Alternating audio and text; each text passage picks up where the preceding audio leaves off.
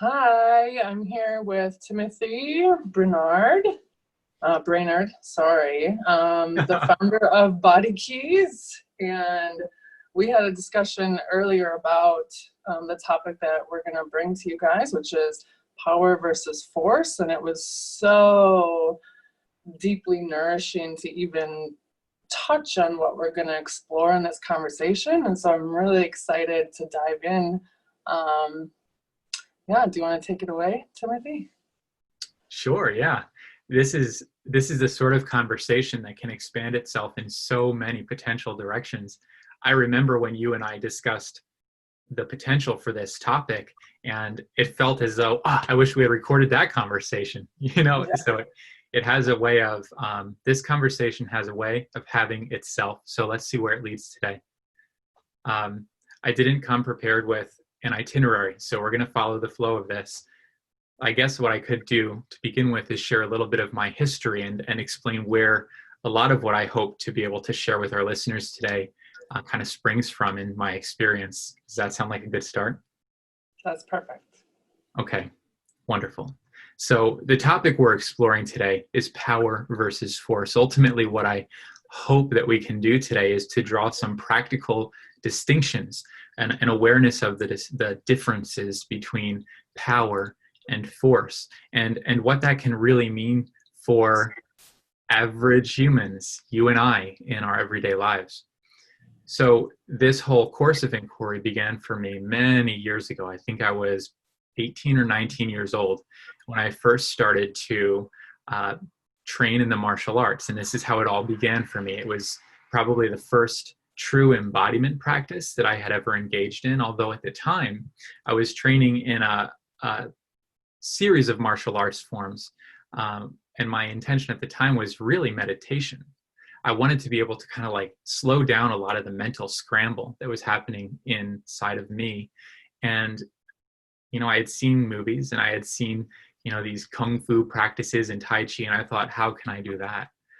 And so at the beginning, I was training in three forms in particular. They were Qigong, Baguazhang, and 10 animals boxing Kung Fu. And so these were actually like ancient combat systems, and I was hoping to apply them as meditative art forms. I was learning on multiple tracks, And what's interesting to me is that at the time, they were very helpful, but I hadn't yet connected the dots that we're going to be exploring today.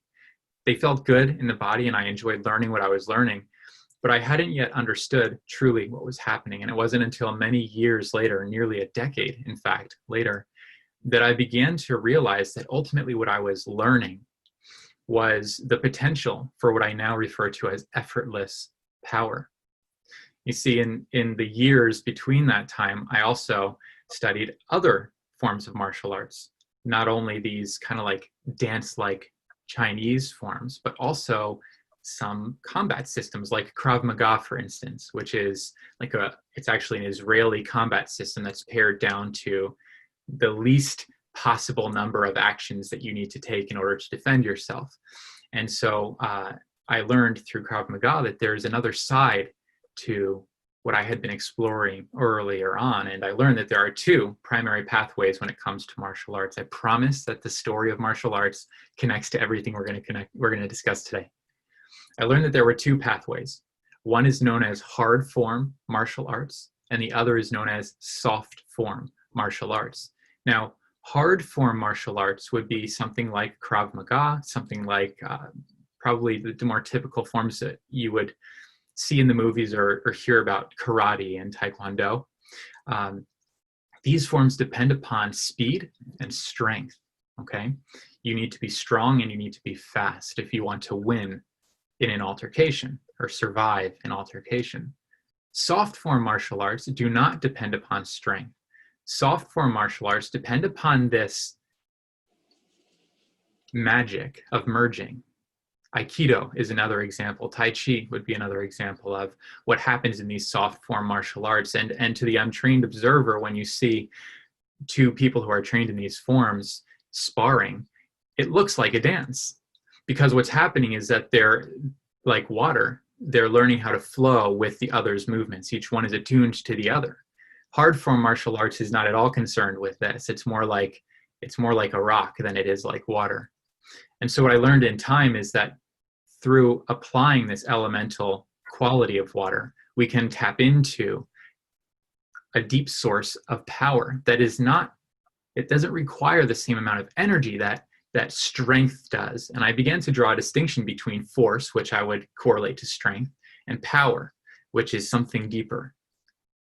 Think of it as strength with a capital S. And so what I hope that we can look at today is the difference between this depletive energy that is force, that depends upon being strong enough and having enough stamina to survive, and this generative energy that is power, that ultimately connects us to something like free energy that continues to grow and amplify what is implicit rather than depleting the reserves. I'll pause there. Does that make sense? Yeah, that's a beautiful opening to the discussion that we had before. And I think you described it so well. And I think even in the languaging that you've used, you've kind of hinted at some of the dynamics that we can name masculine and feminine. That's right. So even, and these are just energy dynamics, they're not even necessarily gender specific or anything like that. That's right. But the strength, force, would be more of a masculine, active stance. And what I'm hearing you say is that this deep power that's really rooted in something more natural and allows this curvature would be something that allows movement, just like the feminine. That's right. And so we really opened out some cool things there. But if you want to keep talking, I think that we will be able to go there. I think so too. Well, let's connect the story that I just shared to everyday life, because to me, this was the major shift. And this only occurred for me within the past 4 or 5 years. It was after many years of training in these forms that I began to realize that the principles that I was applying in the body within a certain context actually applied elsewhere. And so as I was learning how to respond appropriately to an aggressor, I was actually learning how to meet with and merge with life itself in a way that was not depletive, that was not continually sapping my reserves. And so the question of effortless power wasn't just how can, a skinny guy like me survive an attack from someone bigger and stronger and faster. The question was, how can I apply the principle, the potential of effortless power that I'm learning how to occupy in my body here, everywhere else in my life, And so that's what I hope to be able to look at today. The distinctions that you've drawn between masculine and feminine, absolutely they're relevant here. And it's important, by the way, to make note at this point that this isn't a comparative valuation that we're having here. It's not that power is better than force or that masculine is worse than feminine. This is a matter of application, when and where these things are appropriate to apply. And so when I think of masculine and feminine, I would in fact correlate that feminine expression to the more yin-like soft form martial art. And I would apply that masculine expression to the more yang-like hard form martial art. And when I think in terms of yin and yang, we know that the two are a necessary part of our experience, that the polarity here is, it's not like good and bad. Both things are occurring at once and both are alive inside all of us. It's not a gender valuation. It's not quality valuation. It's a matter of understanding how to make use of these energies, right? So I often like to think about yin as this deep, dark, infinite space. Like you walk into this room and it's infinite black and you can't see a thing in this room, right? And so yin is this womb-like infinity, right? And you're moving through this void. And every step you take is a question mark. That void itself is a mystery, right? Yang is like this flash in the dark room. And that light that occupies the room for a moment allows for you to see a landscape that you could not see prior, right? And it's important and it's necessary. And that explosion, that dynamism, that moment of yang expression, it shows us things we can't see by other means. But it's also, it has certain impacts. For instance, if your eyes are used to this dark space and there's this flash of light for a minute, that hurts a little and you're kind of confused and it can be disorienting. It's helpful, but it has impact. And so understanding what these different things can be, it's useful. I also like to make a point of saying that our universe is primarily yin. More than 96% of the universe that we occupy is dark matter. It's yin space. It is that infinite womb-like void. Only less than 4% of our experience is atomic, which means that everything that we see and experience and perceive and interact with is yang. Except that only makes up for less than 4% of reality. That's remarkable to consider. The greater space, that source of effortless power, is yin. It's feminine in nature.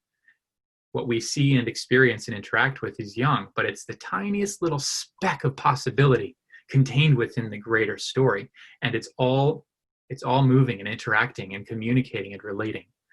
So I'll pause there. Does that make sense, that, these metaphors that I'm using?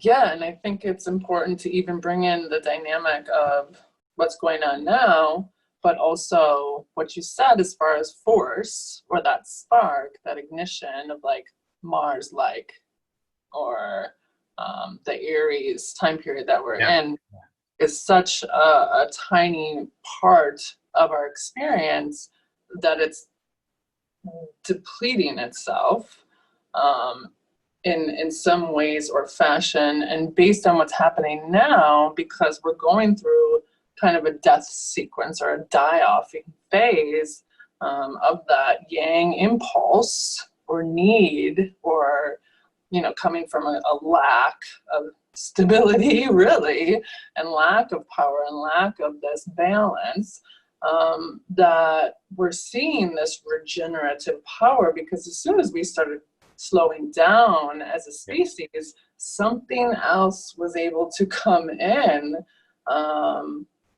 and regenerate new life, as opposed to pushing and being so focused on that inertia. This death phase seems so needed, like as a part of the societies. In order for us to grow, evolve, and change, there has to be an allowance for this die-off, or this void space, to be part of our community and part of our process in day-to-day life. And because otherwise it's exhaustive, it's exhausting, and it requires too much of that force. That's right. Yeah, it's not a question of whether or not we should ever apply effort, will, or even force in a direction. It's a question of, why in the world have we chosen to live lives of chronic fatigue, of continually putting ourselves beyond those boundaries and exhausting the reserves, which are so important to our everyday experience. Those reserves, which, by the way, everyone around us most needs. When we don't allow ourselves to be nourished and to regenerate in that deep space that you've just mentioned, we have nothing really to give on the surface in contribution to others. So this is really about, it's interesting that it came to me through martial arts, but its application here in real life to me is like, it's so much more spacious and so much more interesting even than where I initially found it, So I see that we are in transition, we being civilization, the planet itself. I hope that this transition does in fact allow, a collective consciousness to breathe a sigh of relief and to calm down into that slower space of adaptation, of what I refer to as alert relaxation, where we are capable of responding appropriately to each moment as a result of that like inner centeredness, where we're not constantly pushing so hard to achieve, because we understand that life happens for us and that we don't need to be at war with ourselves and everything outside of us like we've always been. Yeah, and the visual representation that I got when we were first talking was kind of this this really deep rooted, because the way you describe power was that it's rooted in something more deep and more true and more pure to the human than the nature of force. And those needs are derived from this rooted connection, and not, implicated by force, really. That's right. Yeah, that's just what came up. Do you have any thoughts, or did you want to move into a next phase? It's perfect, actually. I think it's worth spending a minute with that image of the tree and its root system. It's what we're rooting into is, I think, twofold at least. I think we're rooting into soul. We're rooting into this greater story, this narrative that we somehow become born into. Kind of like the acorn contains the whole story of the oak tree. Each of us has that same like soul narrative, that myth inside that is waiting to be lived up into. And so I think we're rooting into that greater story. I also believe that we're rooting into the body itself, into the nature of our humanity, the gift of what it means to be humans. It constantly surprises me in these like spiritual directions. You cannot eliminate the fact of our humanness. There's a reason that we're alive and conscious as human beings. This is a gift, and if we can't experience it as such, then we're depleting ourselves of that gift. Right? We're here to just celebrate this humanness. I can see like something's about to burst out of you. I want to hear it. I know, because I understand the astrology, and I'm kind of always unpacking and celebrating, what's happening and what's alive right now. The image of the tree, I'm going to go with that, because like Saturn in Aquarius and then going back into Capricorn is like all these branches and tendrils up top of the tree that had its connection to resources above that deep soul connection. Like it's all coming back to smaller and smaller groups and into the individual, to like root into them, like themselves, because we all have our own decision-making processes that are really complex right now. And like, so even as we're going out, and watching other people make their choices about wearing masks or not, it's like we have to process that as an individual, as far as not making judgments and not, because everyone's on their own right now. And it's so deeply nourishing as I'm watching these branches pull back in to like, but people are clawing out for these resources to still be able to remain, above ground. And yes. And that's not where the nutrients is going to be coming from, is the saturation of what's within, especially for people who are really connected to this feminine essence. This is kind of a wellspring that's coming up within all of us, and that's just how we gain access to having this very clear emotional body, watery connection to what's right for us. Yes. Oof. That was really, really well said. And I love the way that you're using visuals. I don't know if this works for everyone, but I get it. Like I get what you're describing. I can see it. A lot has come up in response to that, actually. Like, I feel really excited about what you just shared.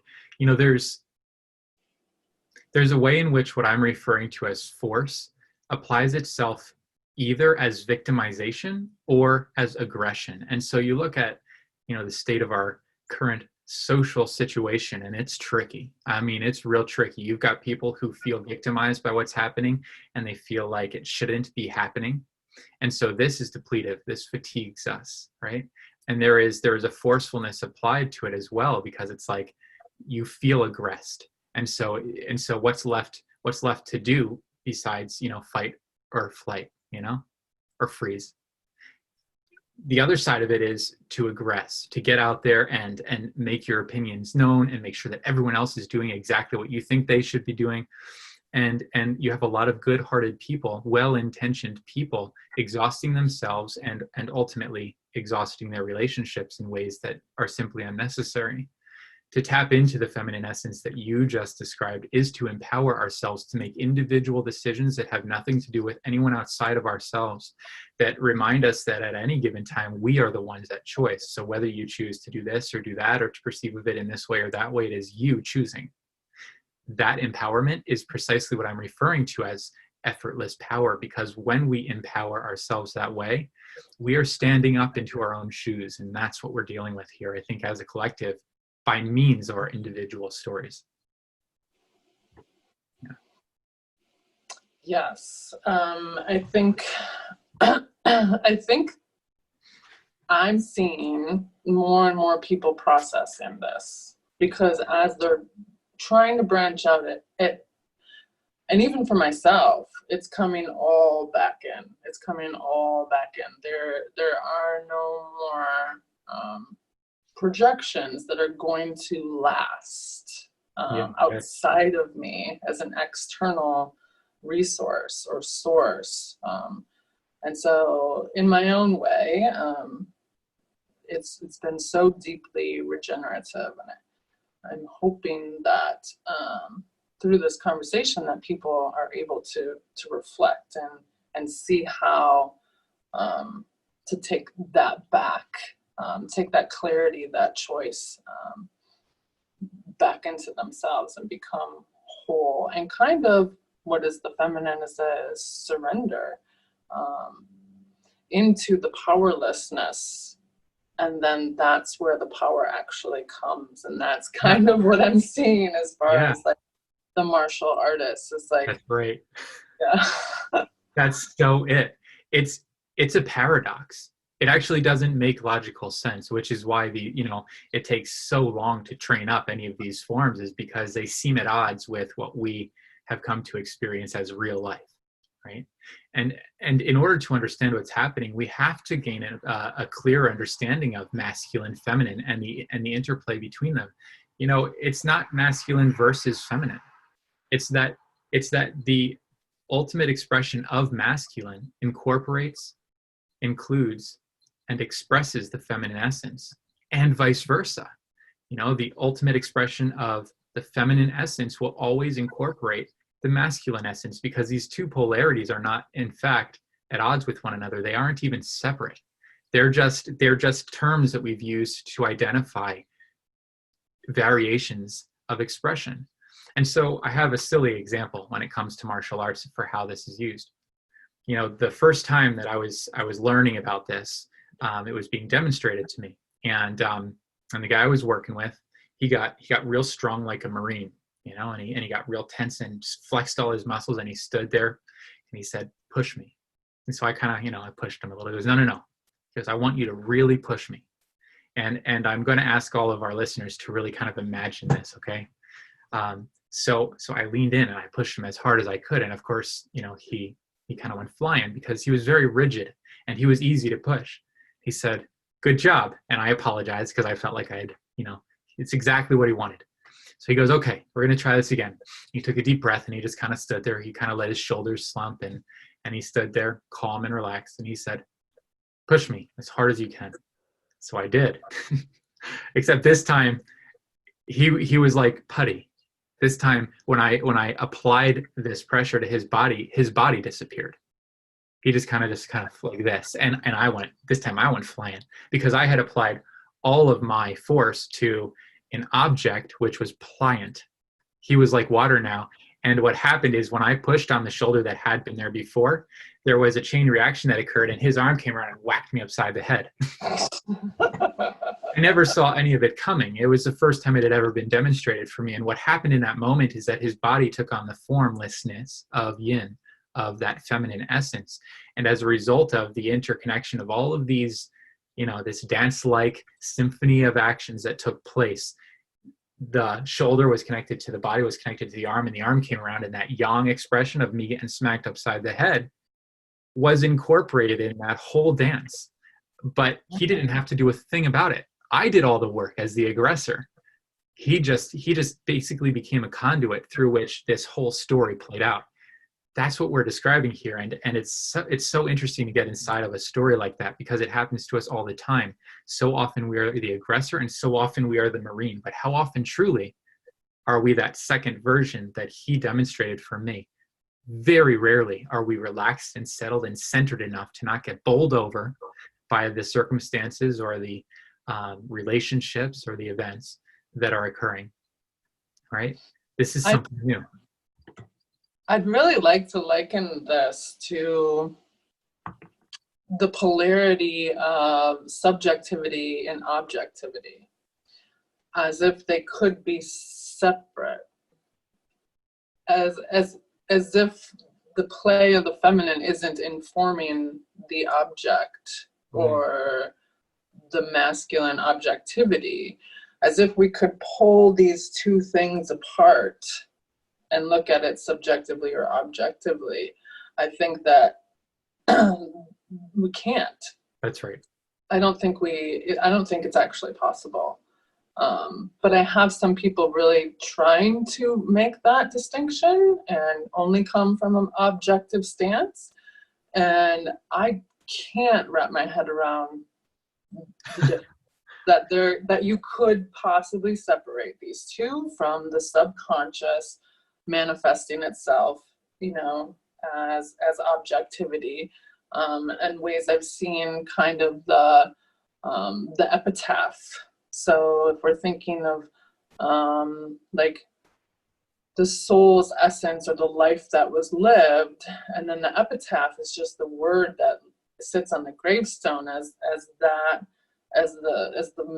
form or the matter of factness, or the words that are trying to describe what's held within, that makes it the object.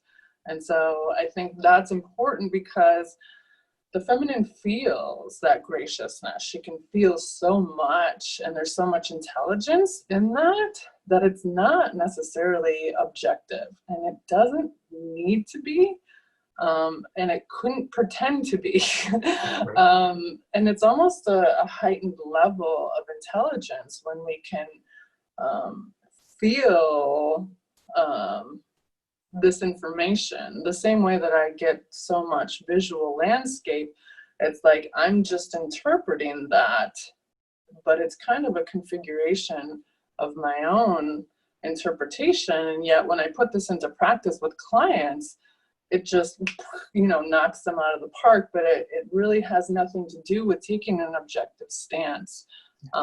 It's a level of soul that's kind of really intimately dancing with form. That's right. And so I'm wondering if you have anything to add to that. It's such a cool direction, objectivity and subjectivity. I love it. It's perfectly relevant, because objectivity is a completely mental, disembodied concept. It just is. The reality is that there is always a subject attempting objectivity. It's impossible when you come down into form, when you recognize the context within which that attempt is taking place. You're always in a subjective experience. The two cannot be distinguished. What you're describing is that ultimately life is continually subjective on the level of experience, because we are constantly interacting. And this is something else that has kind of sprung up out of my exploration in this area, is that we are continually in relationship, and there is no way in life for any consciousness, any biology, any entity of any kind to escape relationship. We are always in relationship to something, someone, to infinite somethings and someones all at once, right? And so this is subjectivity. This is experience. We would be dead if we were objective. Consciousness would have to cease in order for objectivity to occur. And it will never be the case. You can't step outside of yourself. Not truly, only mentally.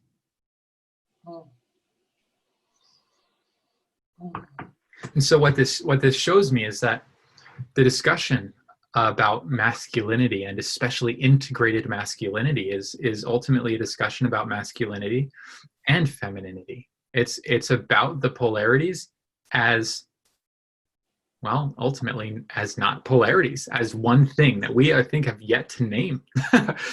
We understand the polarities, and we have the symbols like that. But it's one thing. We're learning the expressions of its essence, but ultimately they're unified. And couldn't not be, right? Correct. The subconscious and the conscious, the unmanifest and the manifest, the masculine and the feminine. It's always dancing. That's right. I remember studying non-duality, and anyone who's listening who's been down this avenue in their spiritual journey, you get how much of a head trip non-duality can be. You really get yourself turned up in some knots. But the thing is, duality cannot be removed from non-duality, just as non-duality is implicit within duality. These things they're all happening together. The real question for us is a practical one. How do we meet with life in a way that does not hurt, that does not deplete us, that does not fatigue us, that does not leave us dry and deadened inside? That's the question, and that's what I'm always excited to look at. All of these different concepts and all of these different words and terminologies, ultimately the deep question is, how do I continue to meet with life in a way that is not just exhausting and painful? How can I do it graciously?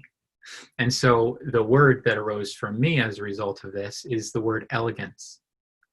I like elegance because it has grace in it, but it also has intention in it. So it's not like this floppy limpness. It's like the dancer. It's like the dancer who has this great amount of practiced control in the body, and it's only by means of that disciplined control that they're able to express this fluidity and grace. Elegance is the word for me, and gentleness is the other word. These are fluid words. These are water words. But when the water meets the rock always loses in the end, right? Yeah, water changes everything. I think I study this a lot because my energy is very watery. And so physicists and alchemists were trying to find a universal solvent. They were trying to find something that they could create or that existed, and they couldn't find anything that was as good as water. And it so is a universal solvent. Because it changes everything. It changes everything, and everything changes it. That's right. And that is the great polarity, I think, is consciousness. It's ever eroding and then creating itself. And then through mimicry or the behavioral consequence of coming into contact with a different substance or matter, that it's just always changing rapidly, actually. Yes. Yes. Another way that we can understand what we're looking at here, yin yang, masculine, feminine, is through mind and body. This, maybe some of our listeners aren't aware of it, but human design is an area of study that is very important to me. And within that context, there's an understanding of the individual human being as being made up of two distinct forms of consciousness, two types of intelligence. So each one of us contains the intelligence of mind. That's one form of consciousness that inhabits our body. And we also have another form of intelligence, another awareness that lives inside each of us, and it is the body awareness. And so there's the intellect of mind and the wisdom of body, and these two are constantly serving one another if we allow them to. Of course, unfortunately, in many cases, they're at odds with one another, and we've trained ourselves, society has trained us, we've been programmed to understand that the mind is where it's at, and that the body is basically, a necessary inconvenience. So ultimately what we're looking at here in this distinction of yin and yang is that the mind is here as a yang expression. It's very much here to express and to contribute and to deliver. And the body is here to receive. So the mind is about calculation, and the body is about response. And if we tie this back to martial arts, which again, this is the profound basis of it all for me. Originally, when I was studying combat systems, Krav Maga in particular, it was all about calculation. We had a certain small number of sequences and movements which were designed to be appropriate responses to just about any form of aggression. And so if someone threw a right hook, you knew that you needed to fill in the blank, and you only needed to memorize a certain number of movements, and they would work in almost any case. But what this depends upon is calculation. And so you have to be prepared for any eventuality, right? And you have to know the answer to any potential event. And it's impossible because there are an infinite number of potential events. Soft form martial arts trains something else. There are no sequences. There are no answers. There is no calculation. Rather than calculation, we're training adaptation. We're training appropriate response to whatever may occur in the moment, and we're trusting that in the moment, what needs to occur will arise. Only when it needs to. This is response. That's terrifying. You can't prepare for anything because you're preparing for everything. And it's such a shift it's a shift in like worldview. But we get to do this, and this pairs well with how we meet our lives. If you wake to a new day and you've got your to-do list and you're prepared to go about it a certain way, and you think that your life is going to happen just like that today, I guarantee you it will not. Doesn't matter how prepared you are, how careful you are, how fastidious you are, you will be surprised, because life is a song. It's not a formula, right? Yeah. And for me, it brings me back to Aquarius. We just had an Aquarius full moon and science. And actually what we find there in the quantum realm, because that's where science exists, is that you can't prove, nothing's been ever scientifically proven. What happens in science is that it stays an open-ended question. If you can't disprove it, it gets to continue to exist. That's right. But they can label it then scientific exploration, scientific theory, but they can't come to scientific facts because science is an open-ended question. Always. It evolves itself as a constant. That's right. So the ripples of space-time, which is Aquarius. So it's actually always in a destabilization and rapid expansion. And it's actually feminine. True science is feminine because it's exploratory and open. Yeah. The best scientists are children. It's like there's this quote, it's attributed to Albert Einstein. Who knows if that's where it came from, but it's something to the effect of, play is the ultimate form of research. And I completely agree. And I think that the ultimate form of science is playful, that it is this open-ended question, and that we never get the answer because the answer is contained in the question. It's the experience of questioning and opening and being curious and engaging and relating, and that is life. And it never ends. Otherwise, what's the point? I think Neil Tyson deGrasse said that the key to life or genius is to know enough about something that you think you're right, but not to know enough about something that you think you're wrong. Oh. And that's where you're staying in that true polarity that gets to exist in and of itself. So I wrote a book about the quantum mechanics and function of astrology, and it was challenging to stay in something that never existed before, and I couldn't necessarily prove it because it's all just how my brain swims in this information and data.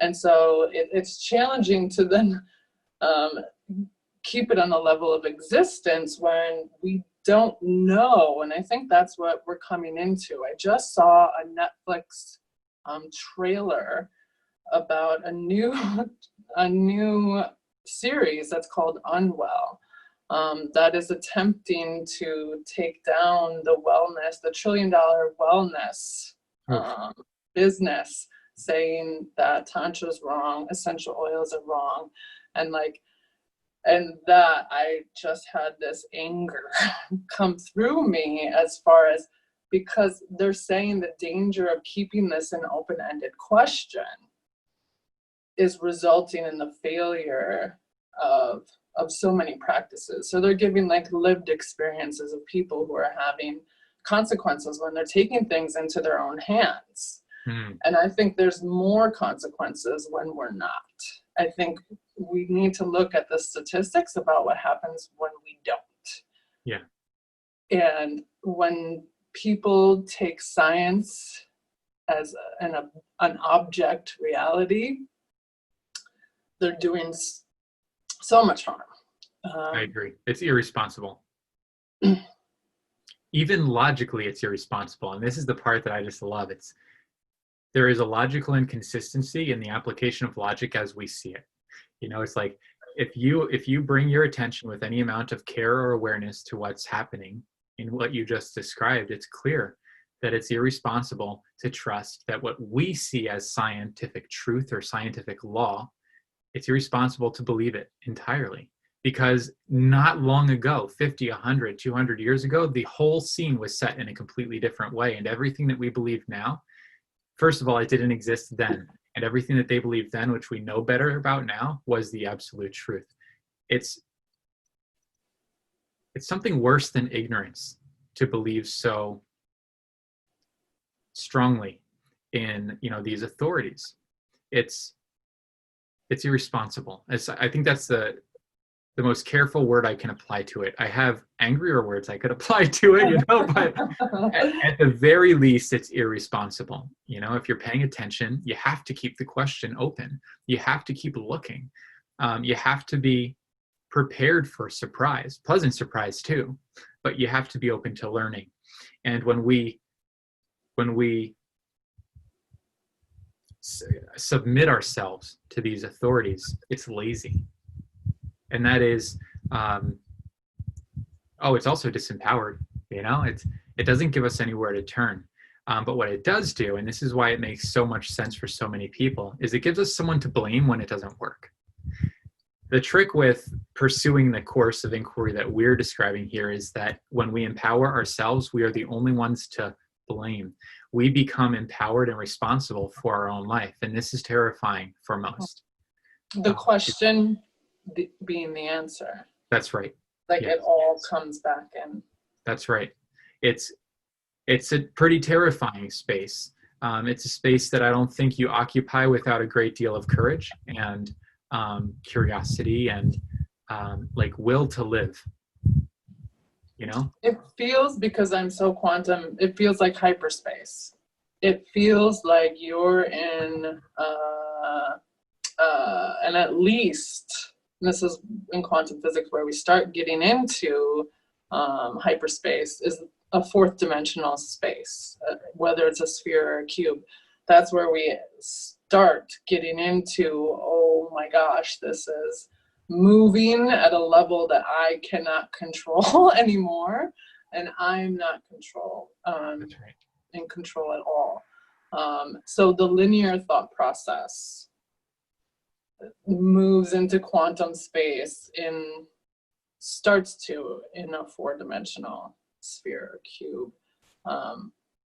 But that becomes the problem for people because that linear function is so ingrained, and that's the safety net, is that Saturn archetype or energy that feels rooted in something that's real. Yeah, that feels real. Yeah. Well, it's interesting as you were speaking, and I don't know that I've ever made this correlation before, so I feel excited to share it. But that linear way, that like two-dimensional, even three-dimensional way of perceiving things, it's thought. It's thinking heavy. It's about the mind. That new dimension that you're describing, it's feeling. You can think about something and remain disconnected from it on that level. But the moment that you're experiencing something or feeling something, you're merging with it. And now there's a relationship that occurs that you simply can't be entered into from that place of calculation or linear trajectory. A relationship with reality. Yeah, of course. That's right. It's like you occupy your own existence for a change. That's basically what happens.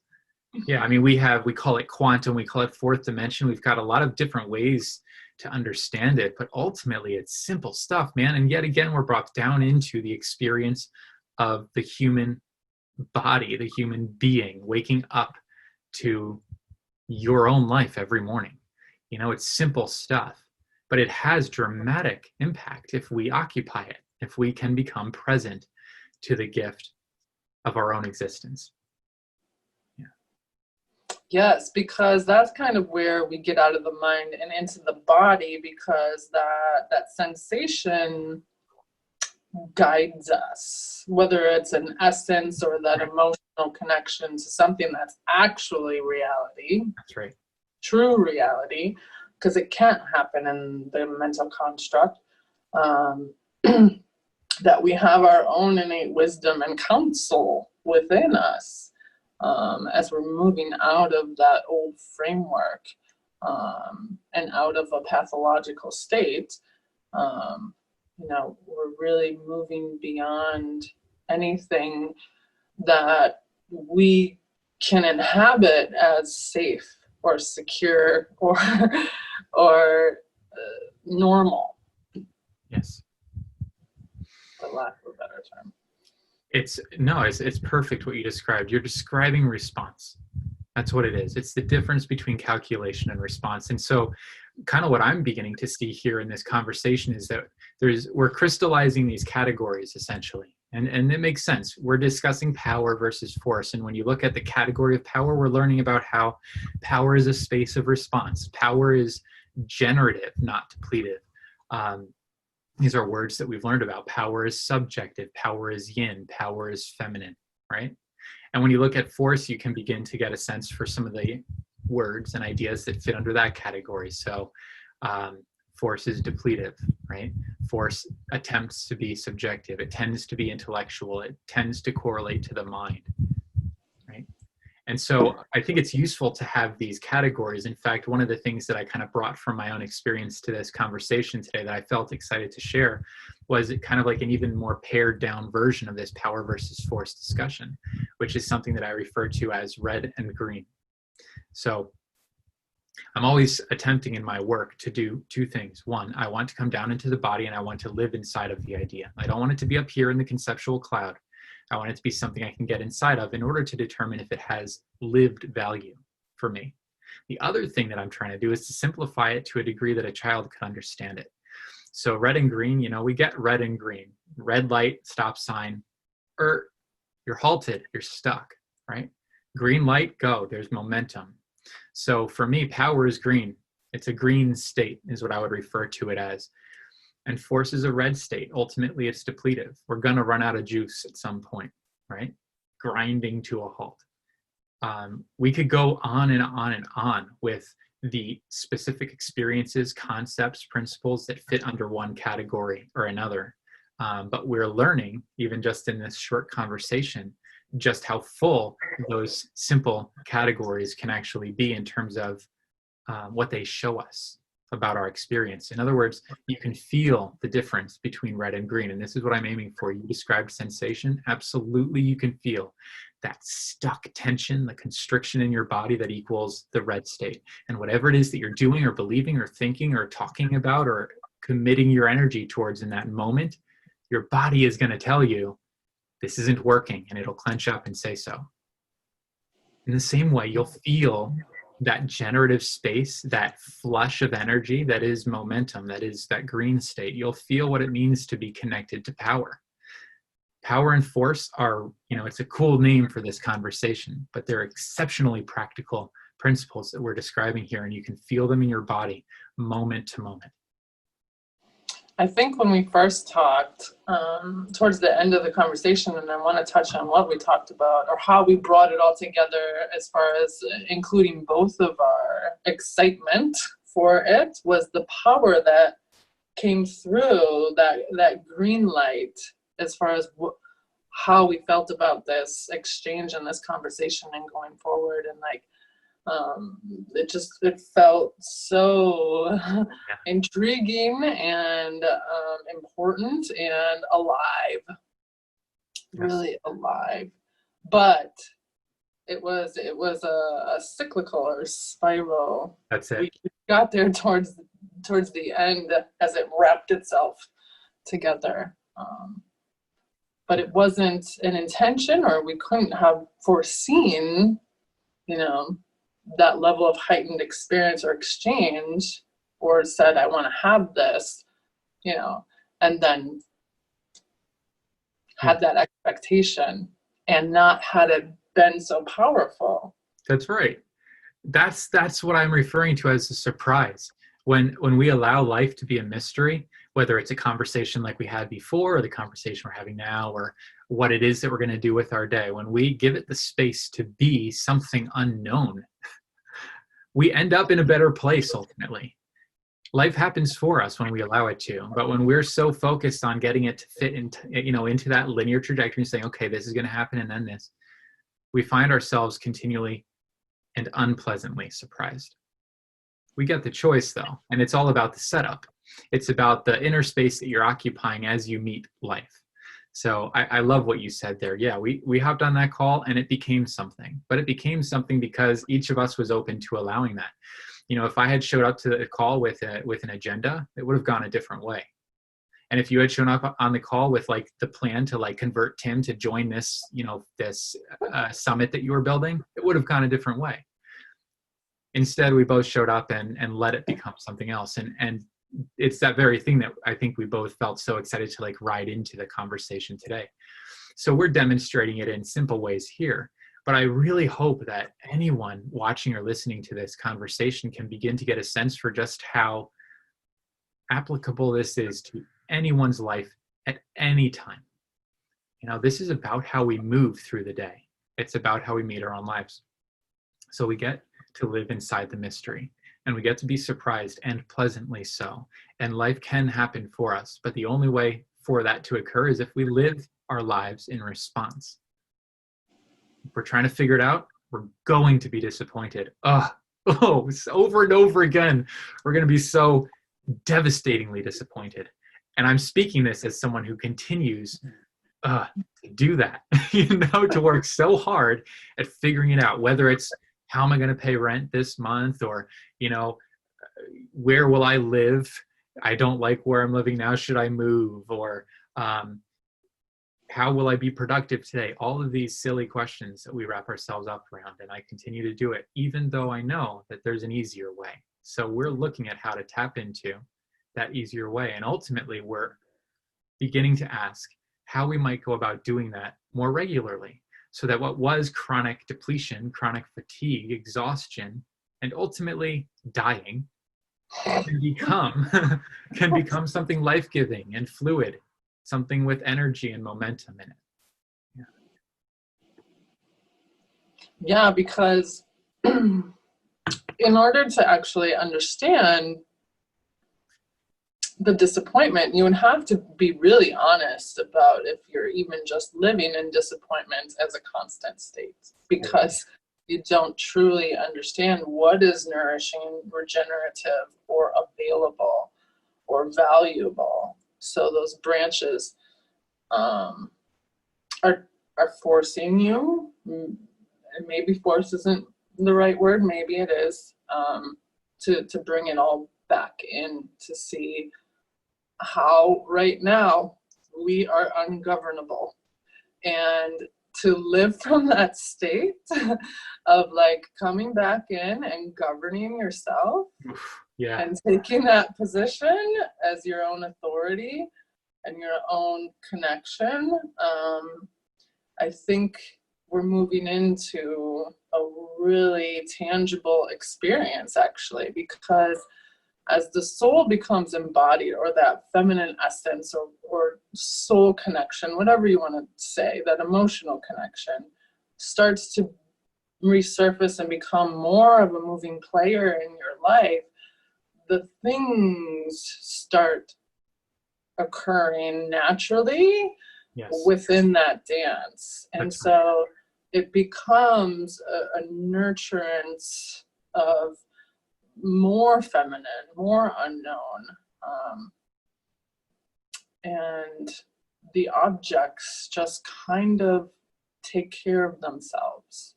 Yes. With that state. But what we came around to, and I really want to touch on this, is and how we got full circle to like, oh my gosh, appreciating this discussion so much more, is because Saturn and Pluto conjunct with Jupiter kind of expanding that hugely right now, is that Saturn could be seen as the force, and Pluto can be seen as that powerful connection to pure truth and divinity that's rooted in something much deeper than the strength of the concrete that's been manufactured and built atop of a constant state of deep connection, communion, and surrender into your own reality. So what I love about that is that I get the feeling for the difference between something that's sustainable, something that really holds, and there's your power, right? And something that is unsustainable. Something that is alive and something that is manufactured. So more words for the categories, right? I love that. It's also interesting, and I don't know if this is going to correlate. I'll share it though, because you might appreciate this. Okay. In human design, one of the things that I'll always look for anytime I'm allowing myself to learn about someone through that lens, I always look at their Saturn activations, because I remember learning in my own studies that Saturn actually holds one of the keys for like the primary challenges in a person's life, in particular their physical life. And so anytime that we meet a challenge, there's a flip side to that coin, and there's a gift waiting for us. The challenge is never meaningless. It always holds something to deliver. And so what you just shared about Saturn and this way of perceiving it, it's like, that's the surface of what's happening here. And it's a surface that all of us are being forced to face right now. And some of us are doing it, and some of us are having a really hard time doing it. And all of us are pretty uncomfortable. But ultimately, underneath of it is this transformative value, this deeper space that you're pointing to. And it is, in fact, a relationship between true Saturn and Pluto. It's not, yet again, it's not either or, it's both. But our awareness of what we're experiencing is something else. It's like, I don't know, there's like deep stuff happening here. Someone recently in one of these discussions reframed Saturn. So I'm interested in hearing that from your perspective, but Saturn is kind of the edge of the personal planets and the introduction with Chiron and Uranus into the transpersonal planets. So Saturn is boundaries, but Saturn is edges. Yeah, it's good. To our own unknown, whether it's in and or out.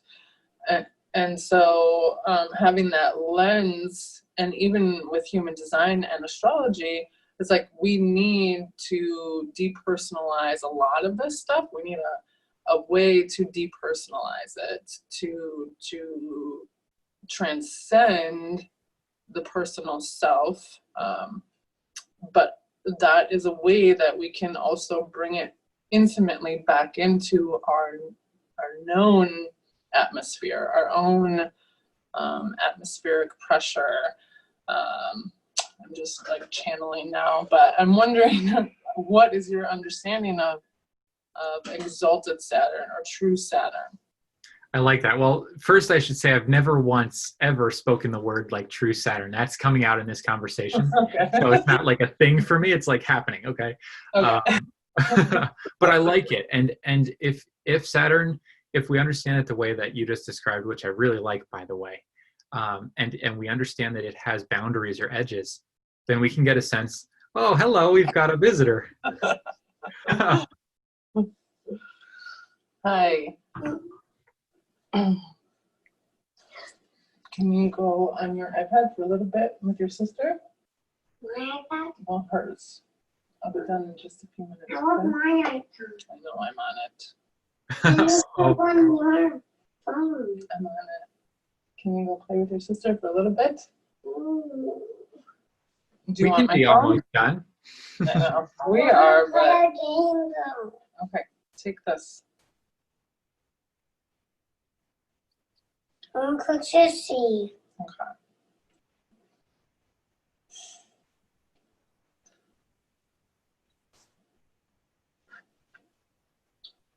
There you go. Okay. So I'm really interested. We're good. Yeah, we're in deep conversation now, because this isn't an area of my expertise. This is something that's kind of happening in the moment. And what I'm sensing into is this, if Saturn has boundaries or edges, then they're porous. And if Saturn carries with it this theme of rulership that seems very outside in, then the exalted essence of that would be something like self-rulership, which brings me back to your image of the tree and all of these branches coming into this central space, the trunk, the inner individual reality. And this is it. If we're rooted into our individual stories, then we're flowering out into expression. And it's only through that rootedness in self that we get to experience the transpersonal reality in any kind of a beautiful way. Outside of that, we're at odds, we're in competition. But once rooted and centered and empowered, we get to meet with life. And here we are yet again in that space of elegance. We get to dance with what's happening instead of fight. Ooh, wow, we did a good job of just wrapping it all together. It's beautiful because you are describing an exalted Saturn, but I think Ra also said one time, which is the creator of human design, that they're going to be upset when they find out Saturn's been in drag the whole time. Yeah, I loved that. I remember that. Oh, yeah, he loved saying that. But Saturn or Capricorn is always exalted with Libra or Venus or the feminine. That's right. But what you're saying is this generous, giving, offering Saturn, that once it has those tree trunks rooted, it can then flower or blossom or create this huge, magnificent tree or specimen or construction. But I'm challenged how to bring that in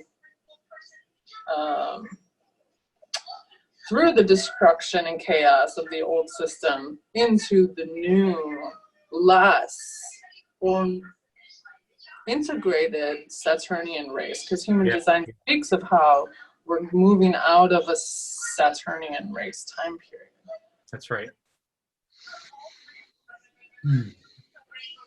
To me, it feels almost like the gene keys in the way that they speak about frequencies of expression, and so you have a shadow expression, which ultimately is going to be destructive and depletive and will die.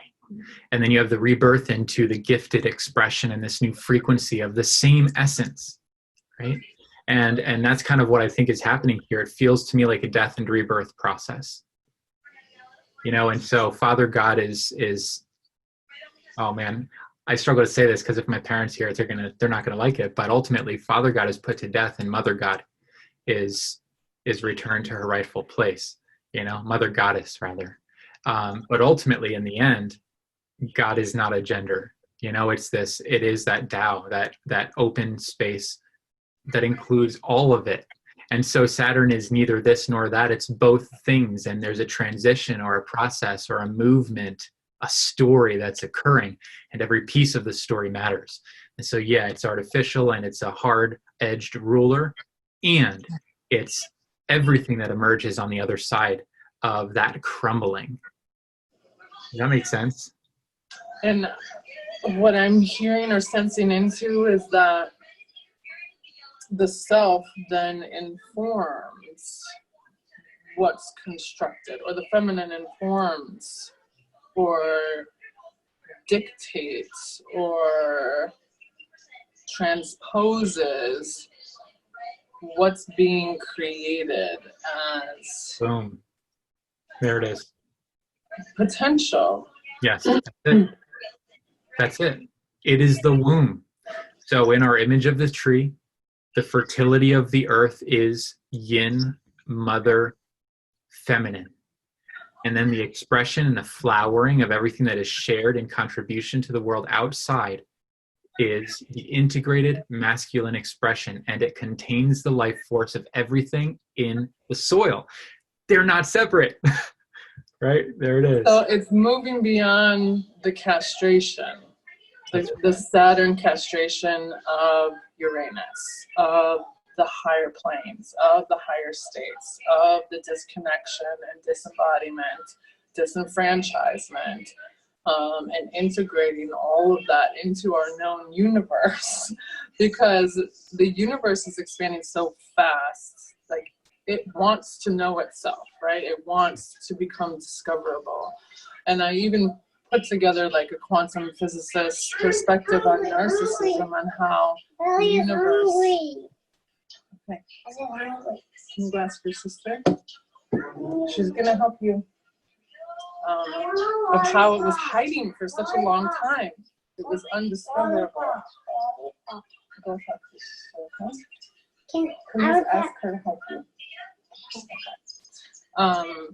So it was narcissistic because as quantum physics are discovering that it's made out of these little pockets of quantum vortices, that the universe is made out of all these little pockets.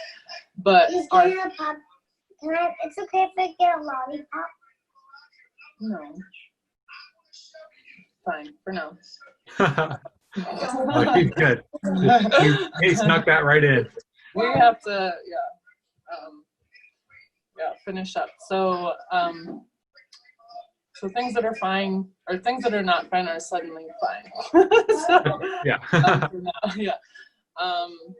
So it wasn't discoverable. And these little pockets are like our trauma pockets that become discoverable when it's time to make them known to ourselves.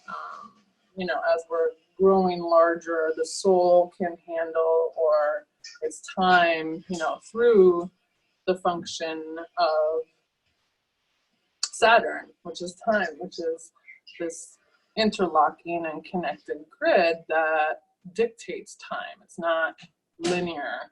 Yes. When it's integrated into Aquarius, it is a spiral.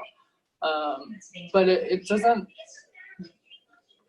we can't hide anymore. I think that's the important part, is that there's no hiding. And I think that's a challenging point for some people who are processing this dying off period to do it gracefully.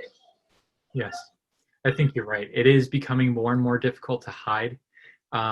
Playing possum, playing dead, being the zombie, it's not really working anymore. And that may not be true for everyone, but certainly there is a majority, I believe, that is beginning to awaken. And these are, terms that are kind of bandied about quite a bit right now, the Great Awakening and all of this. I think it's actually true. Certainly I can say that in my own experience as someone who's been like really connected to the pulse of this particular transitional movement, there's a crescendo that's occurring, and the crescendo comes with a clash of cymbals. And it can be like, oh, I don't know if there will be a release on the other end of this, but there will be. There always is. This is a happening that we are living through right now, and we get to be a part of it. The question is, will we meet it elegantly, or will we put ourselves at odds with what's happening and with our own progress? And I hope that this conversation ultimately gives people some new ideas, at the very least, about what it can mean to relax, open up, and adapt. What it might look like to dance with life instead of go to war every morning. Yeah. Yeah, it's really important, I think, to hone that in, though, because if there's something that's causing this within you against something outside, it really has nothing to do with anything external. That there is something that's wanting to die off, and the only way that it possibly can is through a bunch of friction. Good. That's good. Yes, that's right. It's very much like the butterfly escaping the cocoon. It's going to take a nearly violent act to emerge, or like the snake shedding its skin. It's got to shake and rattle and scrape it off. That's what we're doing. And it is death and rebirth, and it's never been comfortable, but it is natural, and it is a part of a grander story that each one of us has like an epic part to play in. This is a mythical moment. Yeah, you can feel it. Yeah. And this moment historically takes about 2 years for a pandemic to completely take its time. Mm.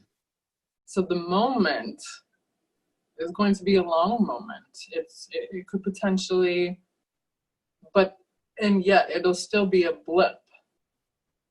But I think what's on the other side is there's so much potential.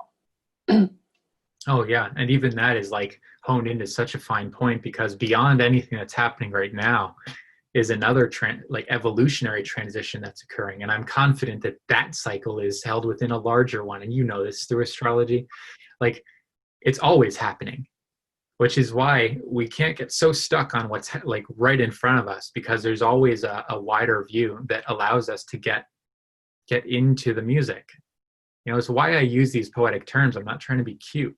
I'm hoping to soften and expand our view. Mm. Yeah. Well, you know, I also hope it's a little cute, but You are. Yeah, this is great. Has been a great conversation. Thank you. Is there anything you want to add? Man, I don't know. I feel like we've covered a lot of ground. I would hope that anyone listening feels that this is something at least a little more than theoretical.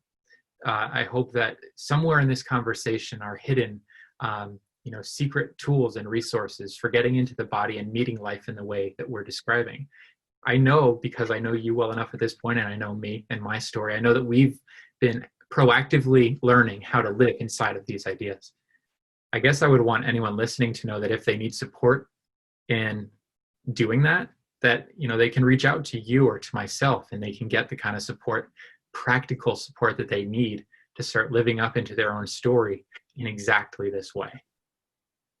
And I would love to end on this point that came through our first discussion, and it is really in speaking to the force. Okay, yes. And being the equal and opposite equivalent of resistance. That's right. And threat to movement. Yes. That same energy, it's almost like there's the pole of power, right? Pluto. And then there's Saturn that's either going to resist transformation or force transformation. And in between those is the graceful nature of the feminine that really just wants to come in and allow. And whether it's the dark feminine, which is more chaotic of function, and both, and and I'm wondering if I'm saying that right, but the very clear waters of the feminine grace, and those two things actually need to be both cleared and made conscious in your system in order for them to be functioning. Because if we're getting too chaotic and too messy, then there's not enough grace and allowance of that die-off period. We're going to have that endless amounts of resistance and threat and noise. And so, yeah, this has just been a joy. I'm considering continuing. I'm having more and more people now signing up that I hadn't even advertised, and so I'm going to continue. So would you want to come back and continue a discussion on this or some other topic in the future? I could totally see doing that. This was a blast. Yes. I love it so much. Thank you so much, Timothy. I'm hoping that we'll stay in contact, and I would love to talk to you soon and have you back. Count on it. Thank you. Okay. I'll say goodbye for now. Thanks for coming, guys. Thank you, everyone. Bye.